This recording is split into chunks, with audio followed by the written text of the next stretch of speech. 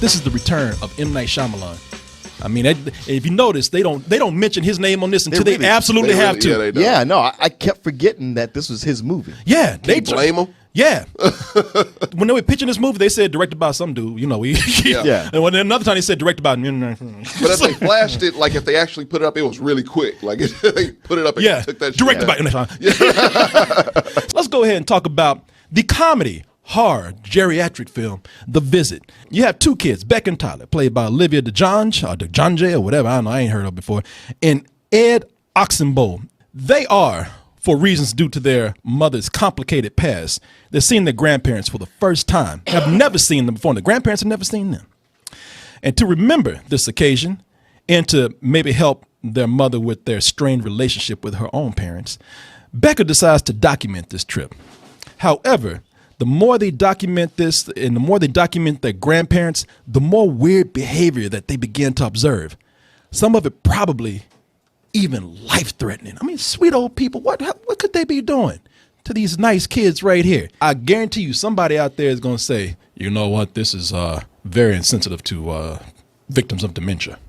There's going to be people out there saying, you're just taking advantage. You are exploiting people who are not in their right minds. People who even have Alzheimer's. Anybody who says that is somebody who hasn't watched the movie, because that's a big part of this whole thing. But that misunderstanding and the fear of it. Just the fact that you portray old people just acting crazy. Like in this scene right here where Becca thinks her grandmother's watching TV. She just sitting up there rocking, laughing at a wall. I need some everyday footage of our grandparents, so I've decided to spend Thursday afternoon following them around. You hear that? She's laughing and she's watching TV. Maybe Mom and I watch the same shows.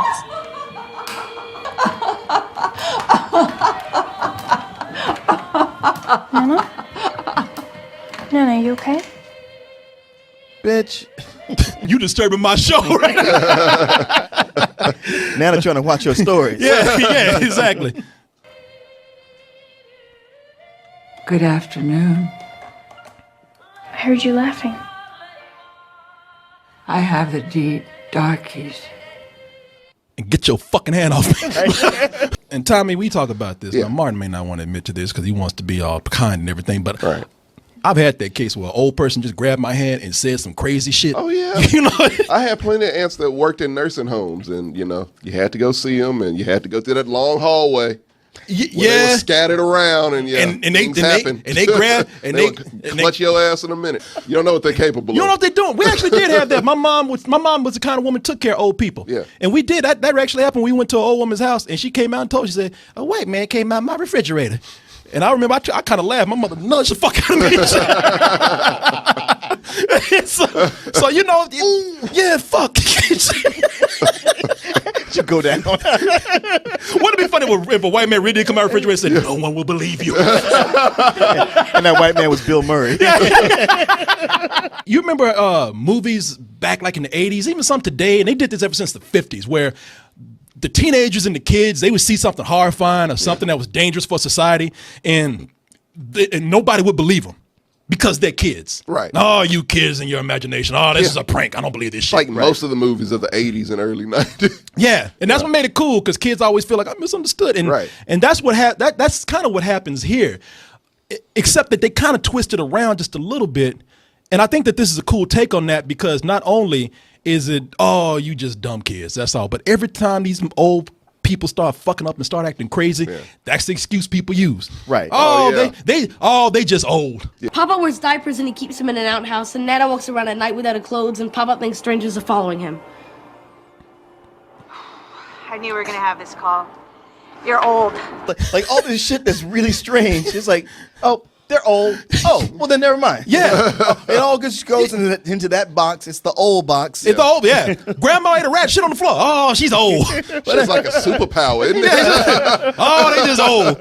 You know, she just want to get back to her vacation. Shit. Martin, in about 10, 20 years, if you want to be Batman, you can, because if you get caught, you won't get in trouble. Like, oh, it's so cute, this old man. Yeah. Ma, you could put on a Batman cape, run around town with your dick hanging out, and people just be like, he old. So what about happens when I do it now? I think you there yet, bro? Yeah, no. I mean, we already giving you those shirts, man. Yeah, Man, I've got nothing but compliments on this shirt. People have like pulled over their cars just to say like, "Hey, brother, nice shirt." You know what they say when they drive off? He old.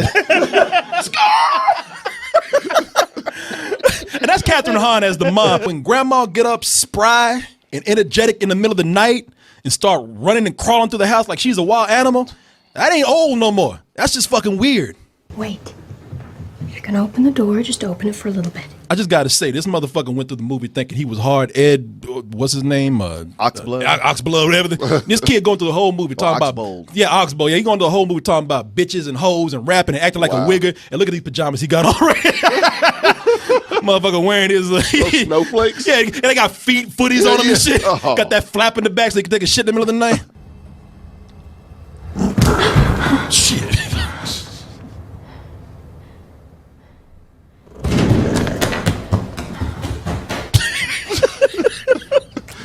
Well, all right then.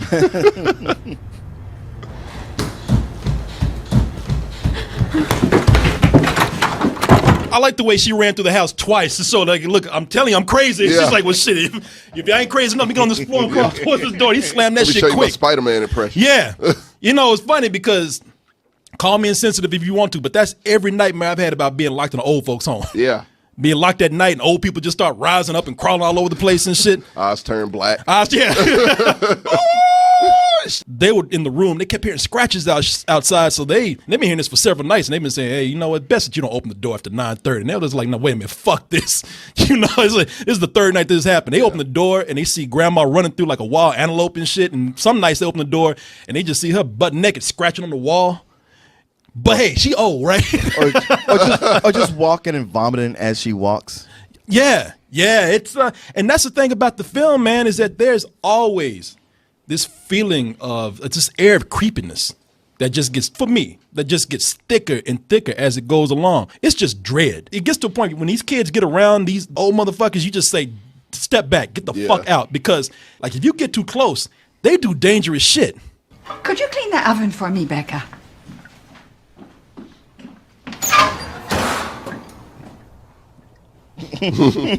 That's a great look right there. Right.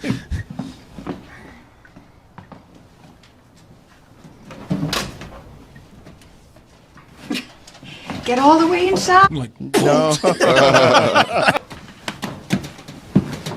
Oh, this'll just take a second. Grandma tried to cook me. Oh, she just old. They all do that at some point. At some point. Shit.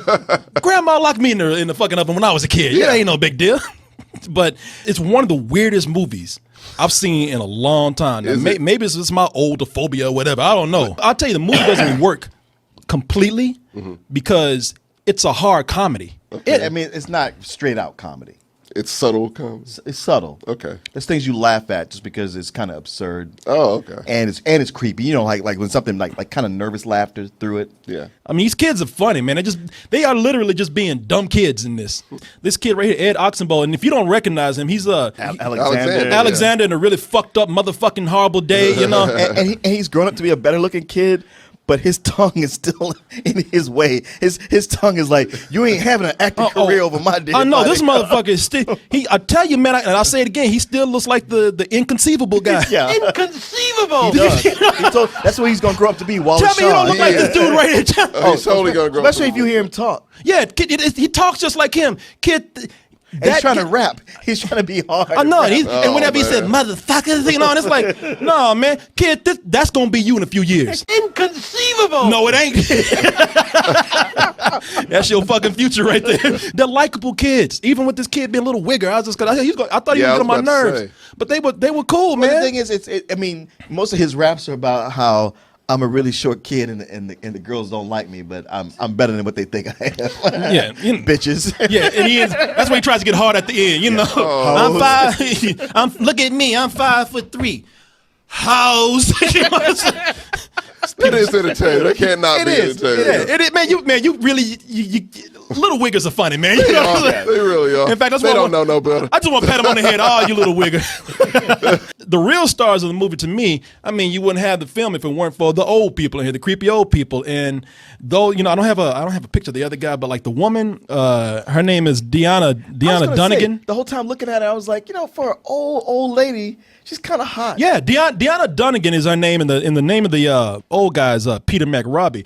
And y'all can sit up here and call me a pervert and we will. But and please go ahead, because Martin can attest for me.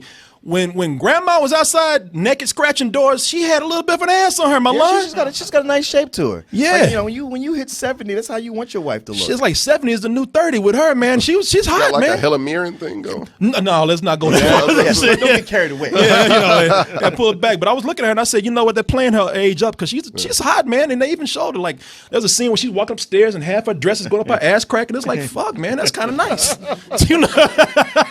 Well, let's not get carried away. I will not get carried away. Shit, I'm speaking solely for myself right now. I guess I totally saw this movie in thirds, and it's M. Night Shyamalan, so there is a twist, and it's a twist where I like the twist, and I was like, you know what?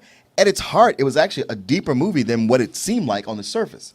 What I didn't like was the second act at all.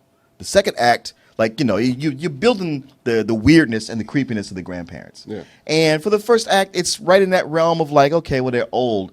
But by the second act, they're doing shit where it's like, man, anybody, there's a point where you don't just go like, where they're old, where you go like, Mom, there's something wrong with your parents, and you need to get up here.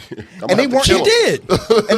and they weren't having those reactions. Like there was just shit where it's like, I ain't staying here. It kind of lost momentum because it was just kind of spinning its wheels, doing like instead of going up, it's like we got to that second act, it kind of leveled off. When you a kid, I will speak for the kids. I know I talked about you motherfuckers bad. And that's what I call you. I'll call you little dumb motherfuckers all the time, and I apologize because and I have to apologize for that, because now I see how it is to be a kid. Because I was thinking the same thing. I was like, it's weird to the point. Yeah, get the fuck out of there. Right. But when you a kid, you don't know what to do. It's like you still thinking like, man, if I run, I'm gonna get punished. My mama gonna whoop me or something. No, you're absolutely right about that. But the kids weren't even panicking, and that's what was bothering me. Even through all this craziness, they were still being respectful. They said, you know what? I haven't seen my grandmother, my grandfather before. I mean, the shit is getting kind of crazy. Yeah, she tried to cut me with a knife, but you know what?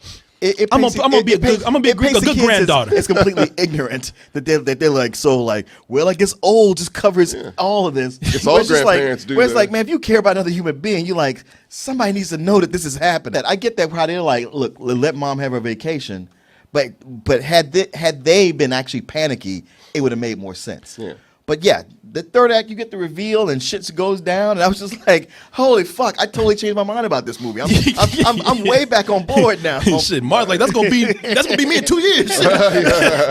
but the thing is, like with the third act where it comes all this stuff, it's like it felt rushed. And even though it has the excuse that the daughter is filming, she's making a film. It did not need to be a found footage movie. Yeah. There was no reason for that. I agree with you on that. I mean, they could have even kept it in that they're filming stuff, but not make it found footage. Yeah. All that did was get in the way. No, I tell you why he did it, because that motherfucking Jason Blum. Jason Blumhouse gonna make he makes found footage just to make it cheap. He doesn't have to do it though. That's his deal. Like you come to him with Gone with the Wind, it's got to be found footage. Yeah. Well, here's why I whoop my slaves right here. Slaves holding the camera. Yeah, he's gotten to the point now. Hold that camera, boy. Man, he's gotten to the point now. Like the cameras they use are they look so good. Man, especially with this. These are fucking 8K cameras that they use. Yeah, that's what I'm saying. I'm like, come on, dude. You can film this the exact same way you're filming it. Just don't acknowledge that it's found. And they say shit that takes you out of the reality. Like the boy in the movie, they got 2 cameras. Yeah. That's cool, because there are points where they're running from like the old people and they mix the footage together and it works. But the kid even tells you before he got the camera, he's like, yeah, this is at the broken bargain bin at the store. It cost about $10. And it's like, a fucking camera that don't look like that shit right there. And that's where you sit up. That's where you get up and you say, fuck you, Jason Blumhouse. I ain't stupid. These cameras right here cost fucking $1,000. But you insult my intelligence. I know movie making. I am a cinephile. But it did not need to be that. The only saving grace of this being a found footage movie, found footage is getting old. And it's getting so old that the setup is very phony. Yeah. Well, I'm here shooting a documentary of my grandparents right now. It's like, yeah, shut the fuck up. Yeah, this is not nobody real. wants to see that. Nobody wants to hear this shit. But the cool thing about the found footage here, you ask, what can they do? What can they do new with found footage? And with this, it's more of a thriller. Not entirely new, still stale. But this is not really hard. This is more, and believe me, I'm not trying to be a cinephile or trying to talk movie student shit. But it is more like a found footage Hitchcock movie. Yeah. It's more of a thriller. And when I found out what was going on, I was like, okay, you know something? I appreciate the story enough to excuse the found footage right now. The movie is uneven. And even at an hour and 30 minutes, it starts to feel long, but you excuse it because of the same reason you thought you're going to make fun of it, because of M. Night Shyamalan. Because he finally started taking himself serious. Look at if Mojo was a human. What? Oh, you look like my dog. Yeah. Where's Mojo at? Hey, bring Mojo here real quick. Mojo's like, don't put me in there. Don't put me in this shit. Let me see. God damn.